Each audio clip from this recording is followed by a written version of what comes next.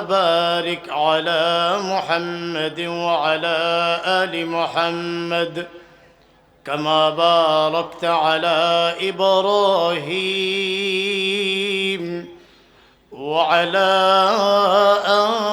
آل إبراهيم إنك حميد مجيد محبتের সাথে একটু জিকির করি লা ইলাহা ইল্লাল্লাহ লা ইলাহা ইল্লাল্লাহ লা ইলাহা ইল্লাল্লাহ।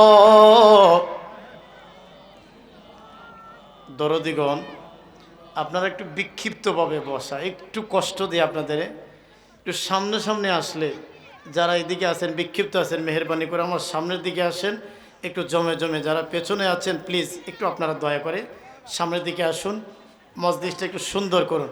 একটু হাতগুলো উঁচু করি তো সবাই, হাতগুলো একটু উঁচু করে একটু নাড়াচাড়া দেই। লিল্লাহে তাকবীর, লিল্লাহে তাকবীর।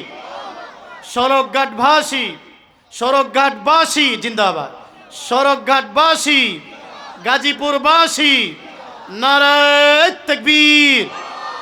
একটু সামনের দিকে গিয়ে বসেন, একটু জমে জমে বসেন, একটু জিকির করি লা ইলাহা ইল্লাল্লাহ লা ইলাহা ইল্লাল্লাহ লা ইলাহা ইল্লাল্লাহ।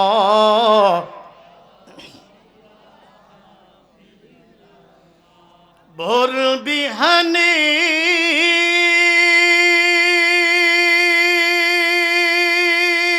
ডাকে দোয়েল মুহু মুহু সুরের তানে কোকিল ডাকে কুহু কুহু দল বেঁধে ঝাঁকে ঝাঁকে বনানীর সাথে সাথে দল বেঁধে ঝাঁকে ঝাঁকে বনানীর সাথে সাথে জানে না তারাও তুমি কত যে মহান তুমি, তুমি দয়াবান আল্লাহ মহান তুমি, তুমি দয়াবান লা ইলাহা ইল্লাল্লাহ লা ইলাহা ইল্লাল্লাহ লা ইলাহা ইল্লাল্লাহ।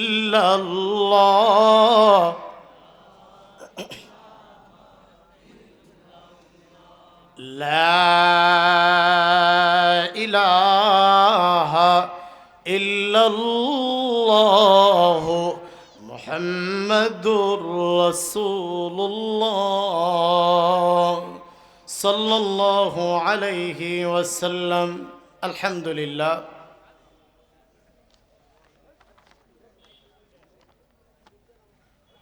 ঐতিহ্যবাহী নাজাতুল কাউনাইন কওমি মাদ্রাসায়ের হাফেজ ছাত্রদের পাগড়ি প্রদান উপলক্ষে আজকের এই দ্বিতীয় বার্ষিক ওয়াজ ও দোয়া মাহফিলের মধ্যমণি, আজকের প্রধান আলোচক বিশিষ্ট মুফাসসিরে কোরআন, বিশ্বনন্দিত মুফাসসিরে কোরআন আলহাজ হাফেজ কারি মাওলানা আব্দুর রহিম আল মাদানী দামাত বারাকাতুহুমুল আলিয়া। আমার পূর্বে আলোচনা করেছেন, অত্যন্ত চমৎকার গোছালো আলোচনা রেখেছেন আপনাদের এই পার্শ্ববর্তী খাসপাড়া জামে মসজিদের সম্মানিত খতিব, যিনি সারা বাংলাদেশে আলোচনা করে থাকেন, হযরত মাওলানা মুফতি আরিফ বিল্লাহ হুমায়পুরী দামাত বারাকাতুহুমুল আলিয়া। আজকের প্রধান অতিথি জনাব মোহাম্মদ রফিকুল ইসলাম বাচ্চু সাহেব, আজকের সভাপতি আলহাজ মোহাম্মদ আবু তাহের সাহেব সহ অন্যান্য মেহমান বৃন্দ ও জাতির কর্ণধার হযরত উলামায়ে কেরাম, এলাকার নেতৃস্থানীয় ব্যক্তিবর্গ, সম্মুখপানে উপবিষ্ট মুরব্বী বাপজানেরা, কলিজার যুবক ভাইয়েরা, পর্দার অন্তরালে অবস্থানরতা অবলা সরলা মৌমিনা মুখলিসা সতী সাধবী অত্যন্ত শ্রদ্ধেয়া নেককার মা ও বোনেরা, রব্বুল ইজ্জাতের দরবারে আমরা আবারও কালিমাতুশ শুকুর আদায় করি, বলি আলহামদুলিল্লাহ। দরদিগণ, আমি আপনাদের খিদমতে কালামুল্লাহ এর সূরাতুল জুমআ থেকে ২য় নং আয়াতে কারিমা তেলাওয়াত করেছি। আমার কথা যদি বুঝে থাকেন বলুন তো, আমরা কোন সূরা থেকে তিলাওয়াত করেছি? সূরাতুল জুমআ, আয়াত নং ২। আপনাদের কি কষ্ট হচ্ছে? খারাপ লাগতেছে? প্রিয় হাজিরিন, আমি লম্বা সময় কথা বলবো না। আজকের মধ্যমণি যিনি, তিনি আপনাদের মন ভরে আলোচনা শোনাবেন। আমি এসেছি আপনাদের দোয়া নেওয়ার জন্য। একটু দোয়া মহাব্বত দিবেন না ইনশাআল্লাহ? আমাদের দোর গোড়ায় মাহে রমাদান করা নাড়ছে। আমাদের অতি সন্নিকটে মাহে রমাদান। এই মাসের জন্য আমাদের প্রস্তুতি গ্রহণ করার দরকার। কোনো গুরুত্বপূর্ণ বিষয় আসলে বিষয়টা যতটা গুরুত্বপূর্ণ হয়, প্রস্তুতিটাও তত বেশি হয়। ঠিক না বে ঠিক?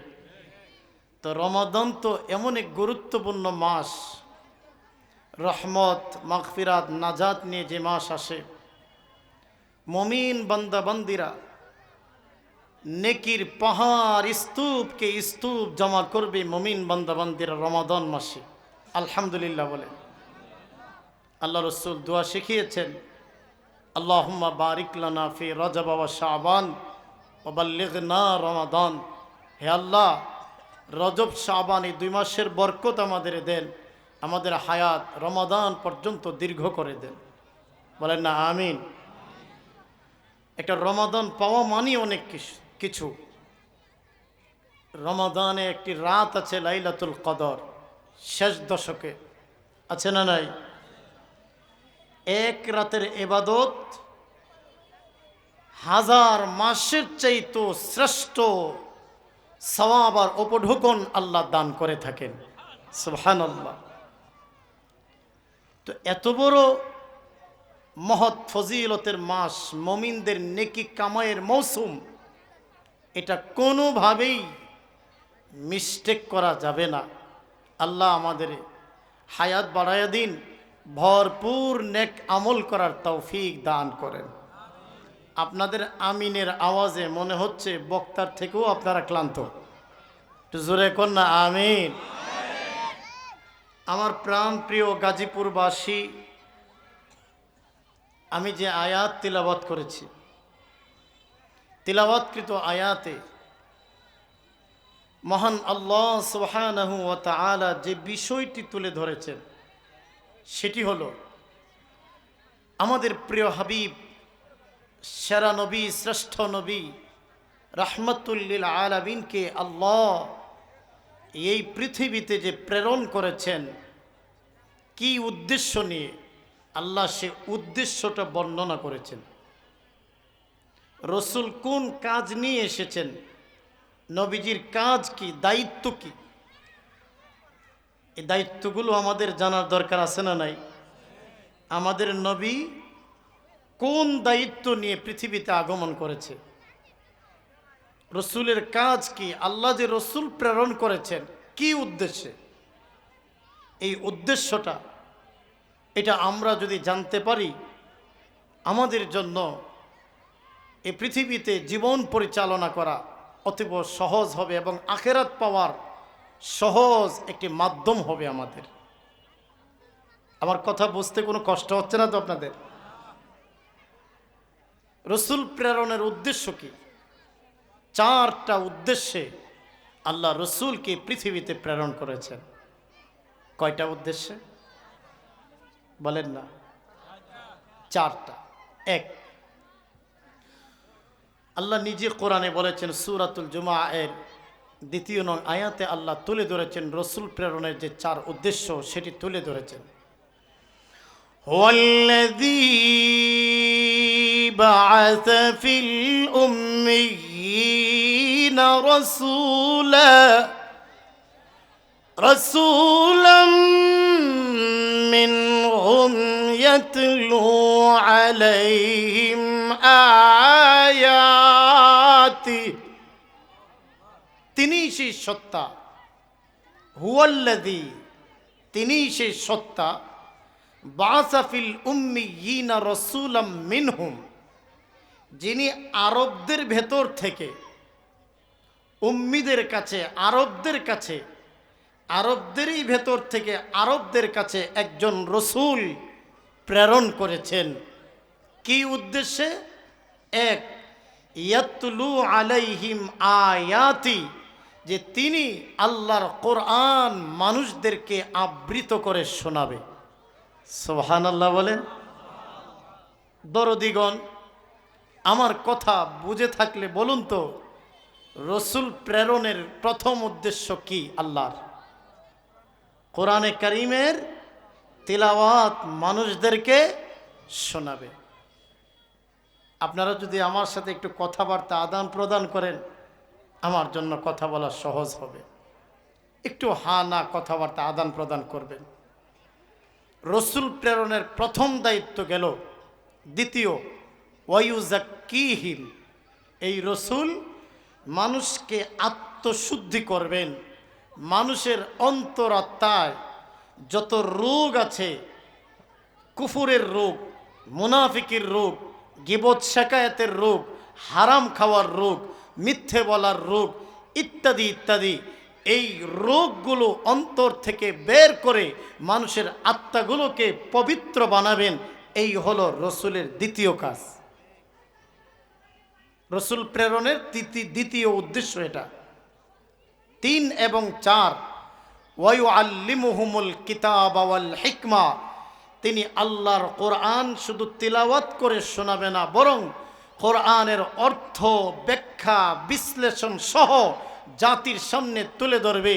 কোরআনের অর্থ, ব্যাখ্যা, বিশ্লেষণ মানুষকে শেখানোর মাধ্যমে আল্লাহর একত্ববাদ, ওয়াহদানিয়ত মানুষের সামনে তুলে ধরবে। এটা হলো রসূল প্রেরণের তৃতীয় দায়িত্ব। 4, মানুষকে হিকমা, প্রজ্ঞা তথা সূক্ষ্ম জ্ঞান মানুষকে শিক্ষা দিবে। এই 4 দায়িত্ব নিয়ে আমাদের রসূল এই পৃথিবীতে আগমন করেছে। বুঝতে কোনো কষ্ট হচ্ছে না তো আপনাদের? গেল 4টা দায়িত্ব। প্রথম দায়িত্ব কি না বলেছিলাম? কোরআনে কারীমের আমরা আজকে 2টা পয়েন্ট আলোচনা করব। কিঞ্চিত কোরআন তেলাওয়াতের গুরুত্ব আর আত্মশুদ্ধি, এই নিয়ে কয়েকটা কথা আলোকপাত করব। আল্লাহ আমাকে যদি তৌফিক ভিক্ষা দান করেন। ওমা তৌফিকি ইল্লা বিল্লাহ। কোরআনে কারীমের তেলাওয়াত জাতির সামনে তুলে ধরবেন, এটা রসূলের প্রথম কাজ।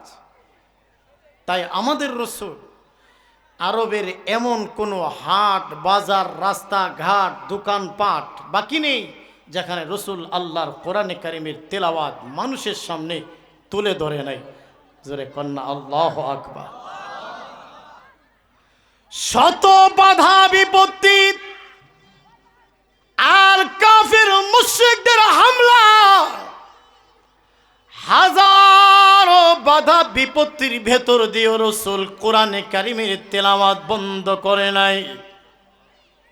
আমার নবী, আপনার নবী রাহমাতুল লিল আলামিন, রাত নাই দিন নাই আল্লাহর কোরআন মানুষের সামনে তেলাওয়াত করে শোনায়।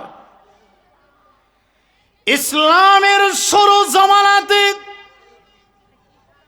মানুষের সামনে প্রকাশ্যে আল্লাহর কোরআন তেলাওয়াত করা, এটা বড় কঠিন থেকেও কঠিন কাজ ছিল। আল্লাহ রাব্বুল আলামিন আমাদের নবীকে জানায়া দিলেন, নবী গো, নির্দেশ আসার আগ পর্যন্ত আপনি গোপনীয়তা রক্ষা করবেন, গোপনীয়তা রক্ষা করবেন। তাই আল্লাহ নবী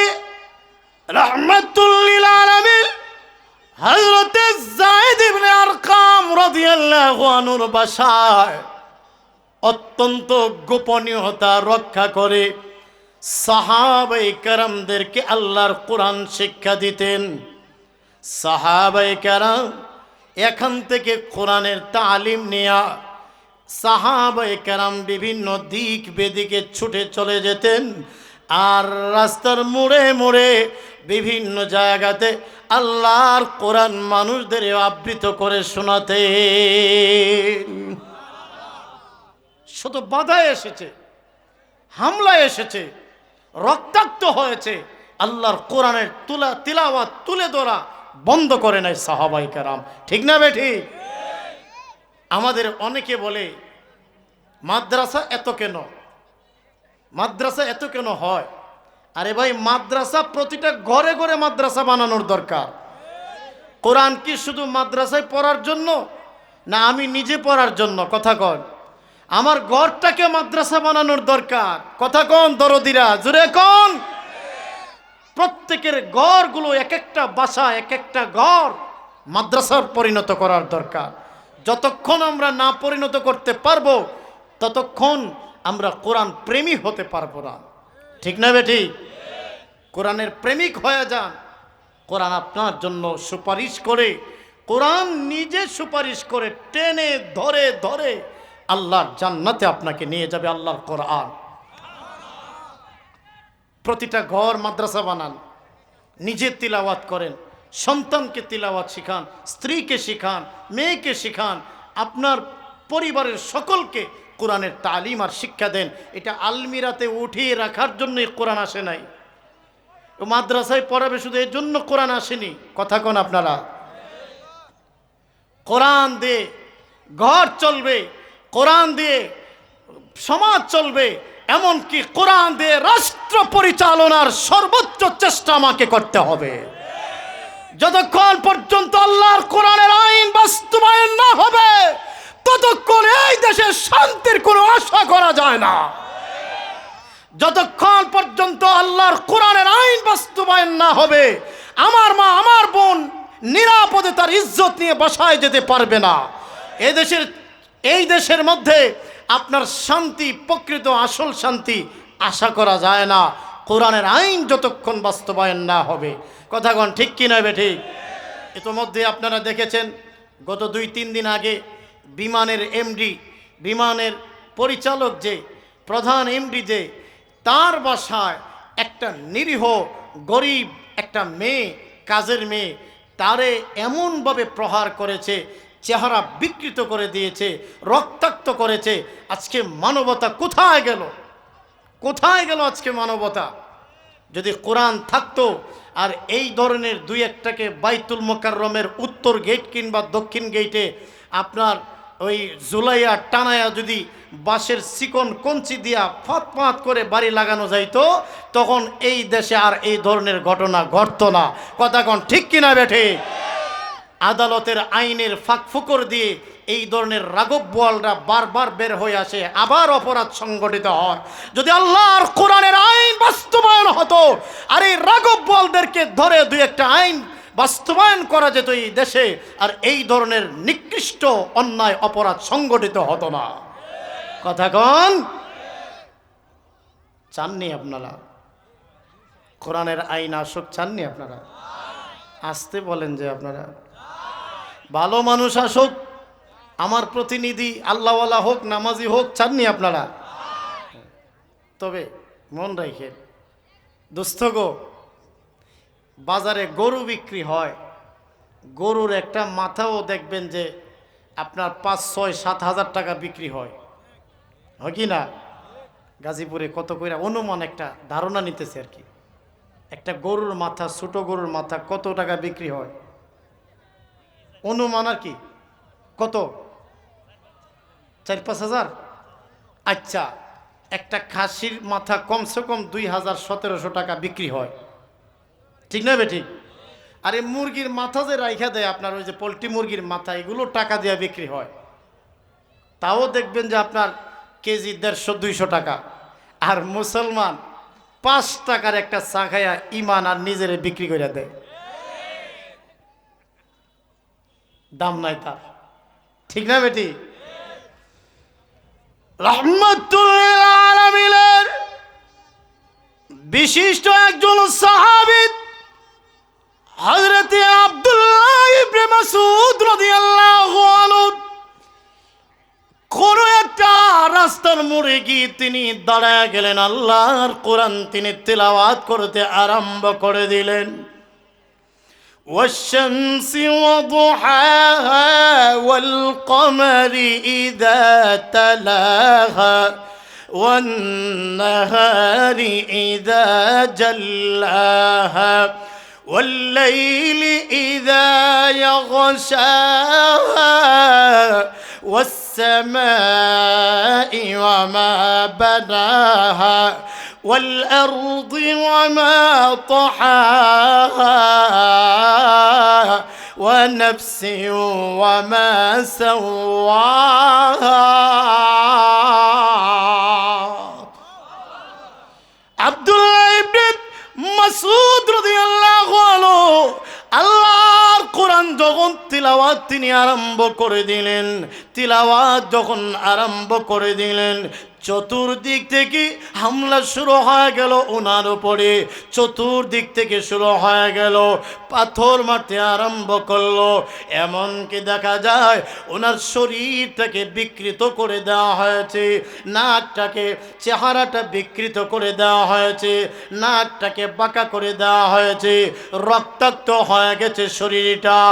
এমন একটা পরিস্থিতিতে অজ্ঞান হয়ে যাওয়ার উপক্রম হয়ে গেছে। রক্তাক্ত শরীর নিয়া রাহমাতুল লিল আলামিনের কাছে তিনি কান্নারত অবস্থায় নবীজির কাছে এসে হাজিরা হয়ে গেলেন।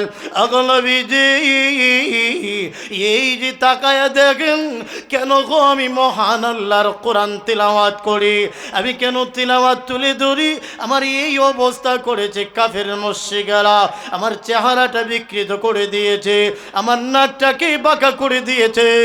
আল্লাহ নবীর চোখ দিয়ে পানি টলমল করছে। আর নবীজি হাত বুলায় দিলেন ওনার সমস্ত শরীরে। আর নবীজি ডেকে ডেকে বলেন, আব্দুল্লাহ রে, ও আব্দুল্লাহ, মনে কষ্ট নিও না, ধৈর্য ধরো, সবর করো, ইসলামের সময় একদিন আসবে, আল্লাহ একদিন ইসলামকে বিজয় দিবে, ইসলামেরও সময় একদিন আসবে, ঠিক কিনা? কোন একদিন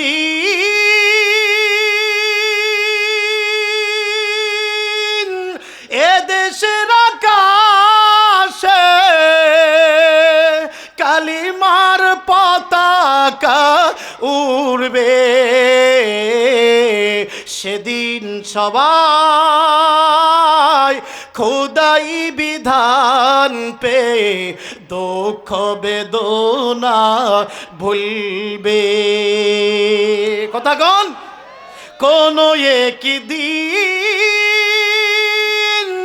এদেশের আকাশে কালিমার পতাকা উড়বে, সেদিন সবাই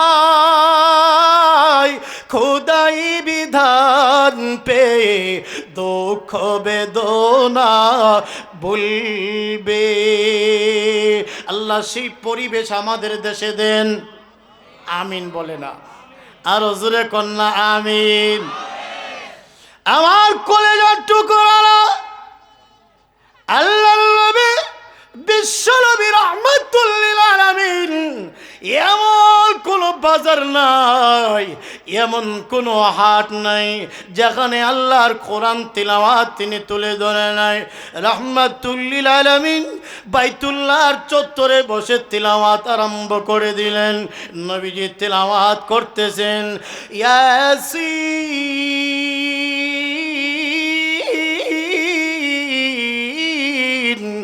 والقرآن الحكيم إنك لمن المرسلين।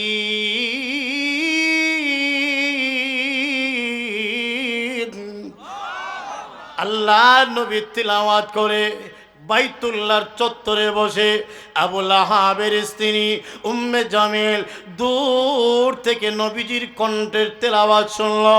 মোহাম্মদ বুঝি কোরআন তেলাওয়াত করে হাতের ভিতরে পাথর নিলেন নবীজিকে মারার জন্য, আর তিনি আগায়া গেলেন।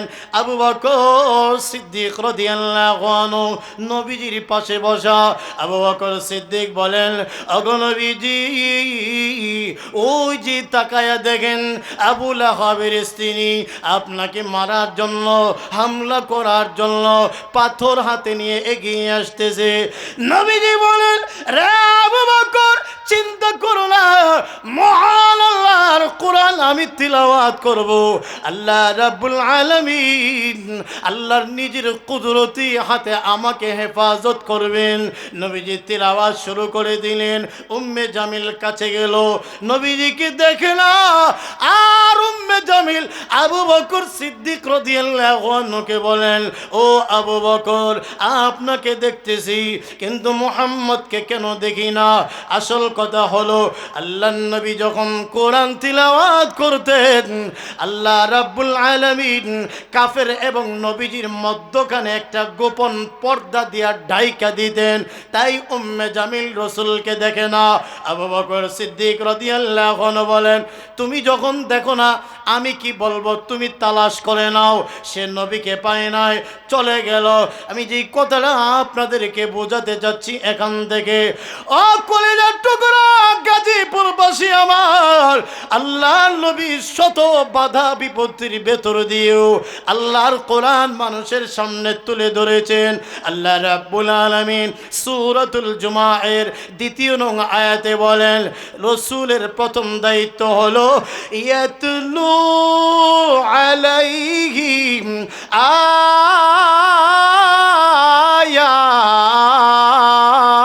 আয়াতি। আল্লাহর রাসূলের প্রথম দায়িত্ব হলো তিনি মহান আল্লাহর কোরআনে কারীমের তিলাওয়াত মানুষদের কাছে আবৃত করবে। এটা প্রথম দায়িত্ব রাসূলের। কষ্ট হইতেছে আপনাদের? সড়কঘাট মাহফিলে এত অল্প সাথী হবে এটা আমি কল্পনাও করি নাই। আপনাদের এই পার্শ্ববর্তী মণিপুর খাসপাড়া একটা ঐতিহাসিক মাহফিল হয়। আল্লাহর দয়ায় বেশ অনেক বছর ধরে আমি বয়ান করি, সাথীদের জায়গা দেওয়া যায় না, মাঠে ২-৪ বার লোক চাপায়ও জায়গা দেওয়া যায় না। আর আপনাদের সড়কঘাটে এত অল্প লোক হবে এটা আমি কল্পনা করি নাই। আবার আজকে আব্দুর রহিম আল মাদানী হুজুর আছেন। যাই হোক, যারা এখনও দোকানপাটে বিভিন্ন জায়গায় আছেন, প্লিজ আপনারা আর দেরি না করে মাহফিলে আসুন। আল্লাহ আমাদের সবাইকে কবুল করেন। আমরা আপনাদের মেহমান না? কথা বলেন, মেহমান না? ওলামায়ে কেরাম যারা আসতেছেন ওনারা আপনাদের মেহমান, আপনারা মেজবান, ওলামায়ে কেরাম মেহমান। তো মেজবানের কাজ হলো মেহমানের কদর করা, সম্মান করা। কথা কন না কেন আপনারা? মেহমানদের কাজ, তারা মেহমানদারি করবে, এটা সুন্নতে পয়গম্বরী, সমস্ত নবীদের সুন্নত এটা, মেহমানদের মেহমানদারি করা। এখানে কি মেহমানদারি? আপনারা আসলে এটাই মেহমানদারি হয়ে গেল। আলহামদুলিল্লাহ। আল্লাহর পয়গম্বর খলিলুল্লাহ ইব্রাহিম আলাইহিস সালাতু ওয়াস সালাম ৩ দিন হয়ে গেল তিনি খাবার খায় না। ওনার অবস্থাটা এমন ছিল, উনি মেহমান না পাইলে খাবার খাইতেন না। যখনই তিনি দস্তরখানে বসতেন তখনই তিনি মেহমানকে সাথে নিয়ে বসতেন। এমন অবস্থায় ওনার ছিল। মেহমান কাকে বলে আর মেহমানের কদর কাকে বলে? ইব্রাহিম পয়গম্বর একদিনের ঘটনা, একদিন, 2 দিন, 3 দিন হয়ে গেল তিনি মেহমান পায় না, খাবারও গ্রহণ করে না, মেহমান পায় না, খাবারও খায় না। 1 দিন, 2 দিন, 3 দিন হয়ে গেল। রাস্তার মোড়ে দাঁড়ায় আছেন, কোনো মুসাফিরকে পাওয়া যায় কিনা দস্তরখানে শরীক করার জন্য, কিন্তু মেহমান পায় না। হঠাৎ সাদ আওলাকে সে পাগল বেশি একজন লোক ওনার কাছে দিয়ে হেঁটে যায়। উনি তখন জিজ্ঞাসা করে, আল্লাহর বান্দা, আমার বাড়িতে আপনি মেহমান হইবেন নে? তো লোকটা পথিক মুসাফির, তিনি ডেকে ডেকে বলেন, ভালোই তো হয়, আমি মুসাফির, আমার একটু খাবারের ব্যবস্থা হইলে ভালো হয়। এমনি দেখা যায় পয়গম্বর তাকে সঙ্গে নিয়ে বাড়িতে রওনা হলেন। আর বিবিকে বলেন, বিবি রে, দে মেহমান পেয়েছি, খাবার দে দস্তরখানে। খাবার দেওয়া হলো। ইব্রাহিম পয়গম্বর আলাইহিস সালাতু ওয়াস সালাম তিনি খাবার খাওয়ার সময়ে তাকায়া দেখেন মেহমান, এমন একজন মেহমান ভালো করে হাত ধোয় না, সুন্নত তরিকায় বসে না, এতে বোঝা যায় মেহমানটা মুসলমান না। এমন একটা অবস্থা তিনি পরিলক্ষিত করছেন। ইব্রাহিম পয়গম্বর বলেন, ও ভাই, তুমি কি মুসলমান না? তখন লোকটা থমকে দাঁড়ালেন, হতভম্ব হয়ে গেলেন, বলেন, না, আমি মুসলমান না। এমনি ইব্রাহিম পয়গম্বর ইনি মনের ভিতরে একটা অন্যরকম জল্পনা কল্পনা, চেহারাটার মধ্যে একটু অন্যরকম ছাপ। মুসাফিরটা বুঝতে পেরেছে, মনে হয় তিনি অসন্তুষ্ট হয়েছেন, আমি যে মুসলমান না, আমি যে কালিমাওয়ালা না, হয়তো তিনি বেজার হয়েছেন। এবার মেহমান না খাইয়া তিনি ওইটা চলে যাইতেছে।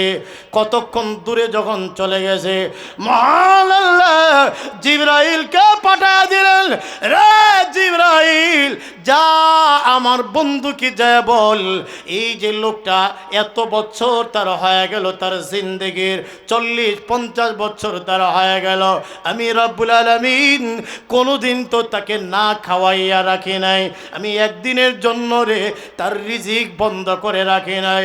যদিও সে কালিমাওয়ালা না, যদিও সে মুসলমান না, এক আল্লাহ মানে না, আমি আল্লাহ একটু সময়ের জন্য তার রিজিক বন্ধ করে দেই নাই।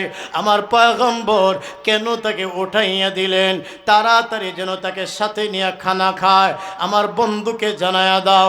ইব্রাহিম পয়গম্বর সাথে সাথে তিনি উঠে গেলেন, লোকটাকে ডেকে আনলেন, আয় এ ভাই আসেন, তাড়াতাড়ি আসেন, আল্লাহ রাব্বুল আলামিন জিবরাইলকে পাঠিয়ে দিয়েছেন, আল্লাহ আমাকে জানায়া দিয়েছেন এতদিন পর্যন্ত আপনি যে মুসলমান না, আল্লাহ আপনার খাবার বন্ধ করে দেয় নাই, আল্লাহ আমাকে জানায়া দিলেন আপনাকে যেন দস্তরখানে শরীক করি।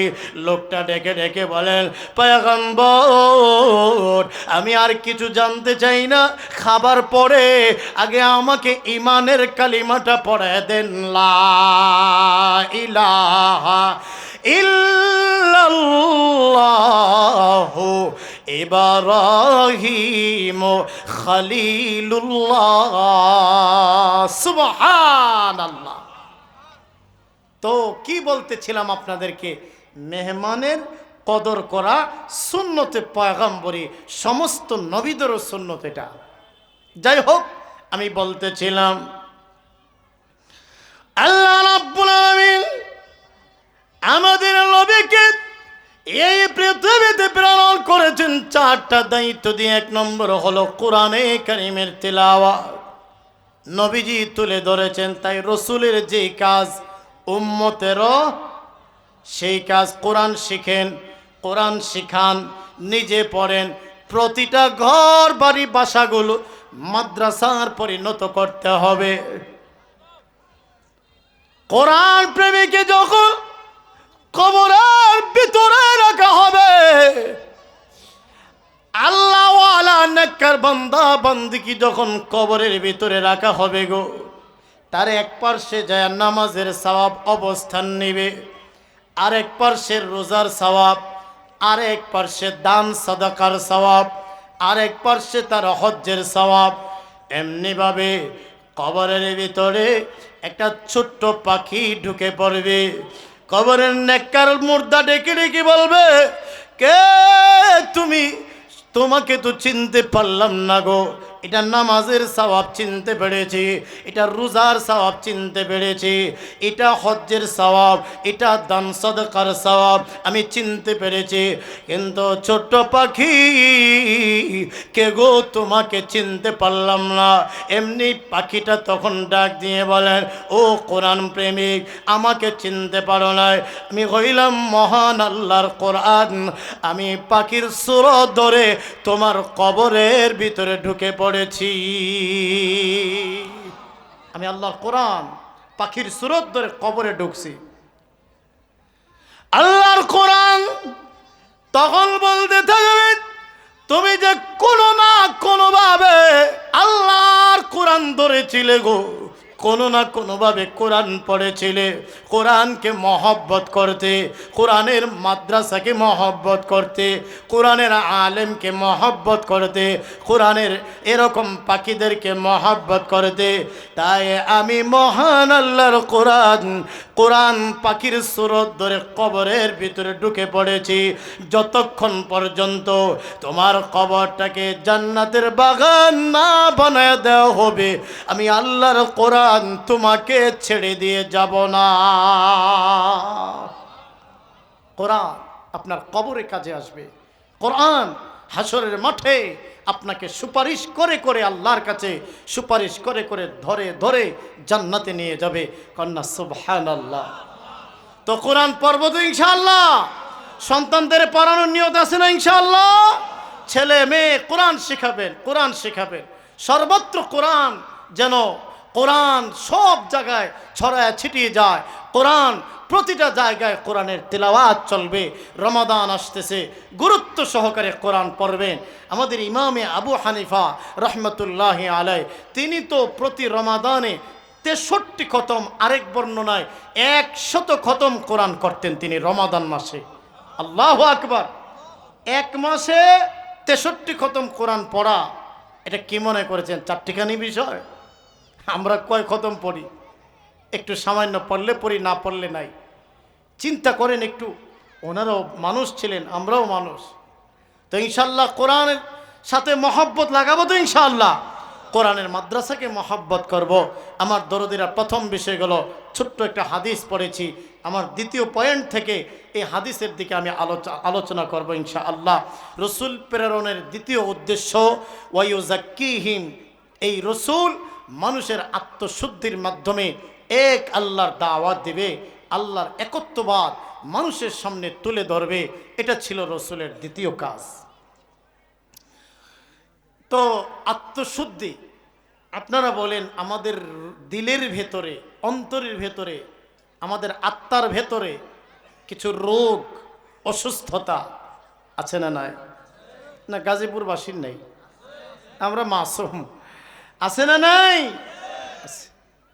এই রোগগুলো নিয়ে কবরে যাইতাম না ক্ষমা কইরা কবরে যাইতাম? তাওবা, তাওবা, তাওবা ওয়ালা জিন্দেগি গঠন করতে হবে। পৃথিবী না জানুক আমি তো জানি, আমি কি পাপ করেছি হায়, আমার পাপের করলে বিচার, বাঁচার আমার নাই উপায়, দয়াময় তুমি মাফ করো আমায়, মাফ করো আমায়। পৃথিবী না জানুক আমি তো জানি, আমি কি পাপ করেছি হায়, আমার পাপের করলে বিচার, বাঁচার আমার নাই উপায়, দয়াময় তুমি মাফ করো আমায়,